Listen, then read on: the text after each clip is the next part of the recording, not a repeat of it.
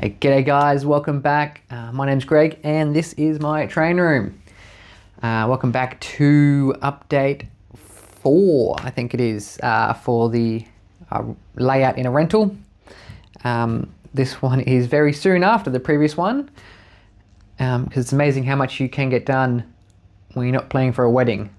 So in this video we will look at what I have done in the past month, and then a few things that I'm hoping to get done in the next month or so. Very excited about this one because I now have basically trains running from one end of the layout all the way to the other.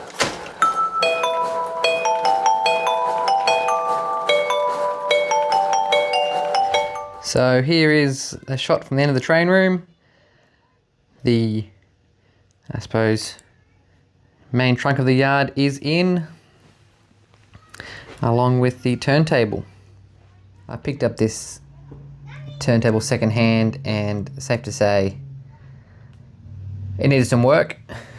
I've had to solder the contacts in here because there was just no power getting to the rails here. It's still a bit dodgy, so if you have any advice on how to fix these Atlas turntables, that would be great. But yeah, basic idea is all my locos will be stored up here, with then yard tracks running along here. At the moment I've only got 2 switches. Again, bought these second hand from the same place I got the turntable from, so still need to construct a yard ladder here, and then this point here going into what will become the paint shed. Down this end we'll have 1 or 2 roads coming off the turntable into an engine house, which will also have a rolling road. And then obviously down here we've got our 2 test loops.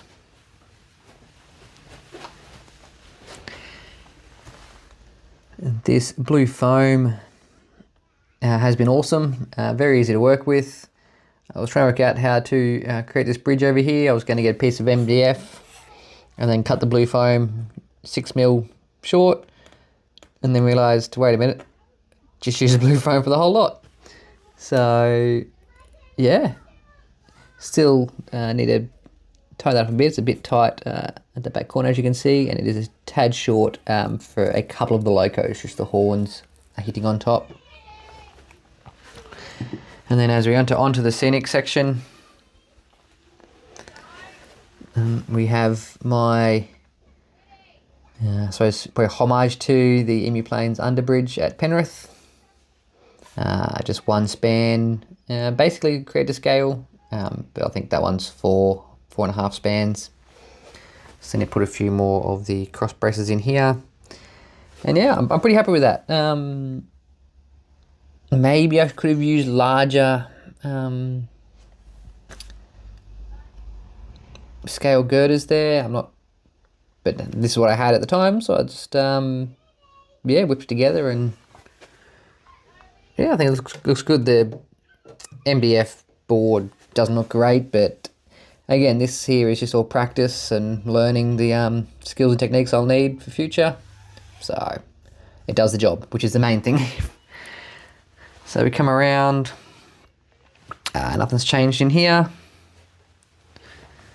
except I have now installed one of the platforms. Very, very basic. It is just the foam cut up to about 10mm thick, painted with a very basic grey, stone grey. There you go, from Bunnings. Very cheap paint, but again, it doesn't have to be perfect, just a representation and something to practice on.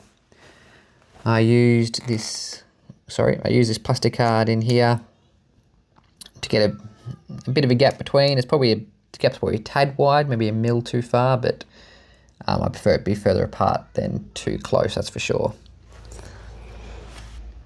So next steps from here to wire up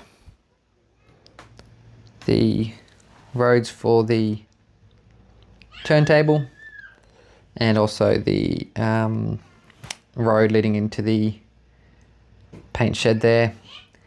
This yard probably should have said before, a number of the roads will terminate onto the turntable, maybe 3, probably, yeah, 4 is probably a bit far, but probably 3, I reckon. We'll terminate in here, and then a number of stub ender tracks here. I sort of plan to build the yard as needed, basically as I do in the railways. So building one road at a time. If I find that I need another crossover to get into the paint shed or whatever, or for more running around, then I'll cut out a section, put the crossover in, and keep going.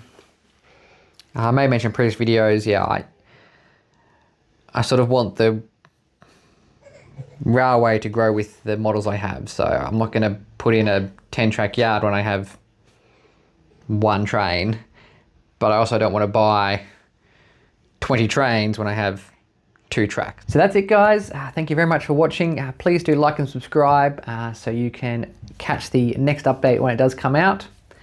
Now, obviously, it'd be rude of me not to show you trains running on the layout, seeing as I've told you it's fully wired up.